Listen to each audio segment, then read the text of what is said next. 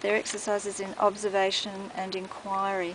And I'd really like you to do a lot of questioning when you go into this forest. And also, after we come out of the forest, we're going to look at all the info that you have got together, and I'll hopefully be able to put it into some terms which are going to relate to various cycles of energy and flows of energy and things like that, that then we can interpret into, as I said, our cultivated ecosystems. But it is really important to ask why.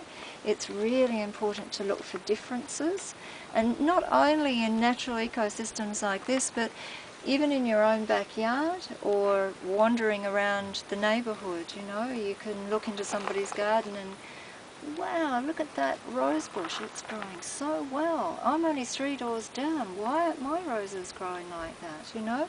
You can start, when you start to ask questions, obviously it's your first step to getting more information. So asking why is really, really important. The other thing is observation. Observation is your main tool when you're coming to do permaculture design, just like David has talked to us about observing the goats. Observation is going to give you so much information, and the more you can hone those skills, the better your designs are going to be, and the better your knowledge and information, and the better, the easier it's going to be for you to form really good relationships when you come to design your own land.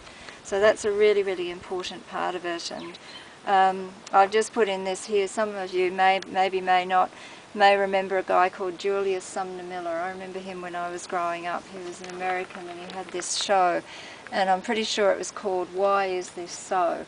And he used to do all these experiments, really simple scientific experiments, you know, but it'd get you questioning. You think, wow, how did that happen? Why is that so? And it's exactly the same thing. When you're going around and going into this forest, I'd really like you to remember to ask, why is this so? Why is this happening here, and why isn't it happening there?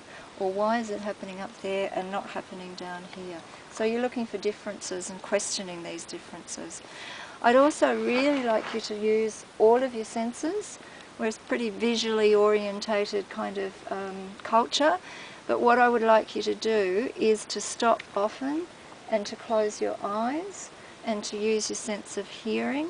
Your skin's going to pick up temperature differences and airflows, things like that. You can use your sense of touch by feeling the leaves, getting down and feeling the soil. And remember to do this in many different places, because remember, we're looking for differences. So getting down, touching the soil, what's happening there? You know, what's the temperature of the soil? What's the moisture like? You know, is there mulch there? Isn't there mulch there? Oh, is there something sort of wiggling under my fingers? And then you might like to open your eyes just in case to check it out, although you're a lot safer here than what you are in Australia. So use all of your senses. Use your sense of smell as well. It's going to tell you a lot.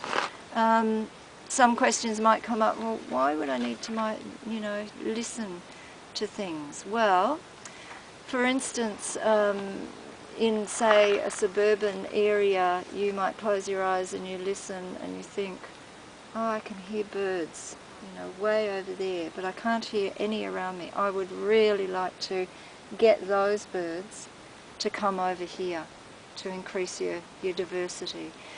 So you can then go and explore what sort of birds are over there, what sort of food do they like, and then you can start to choose what you need to put into your plot so that you can entice those birds over.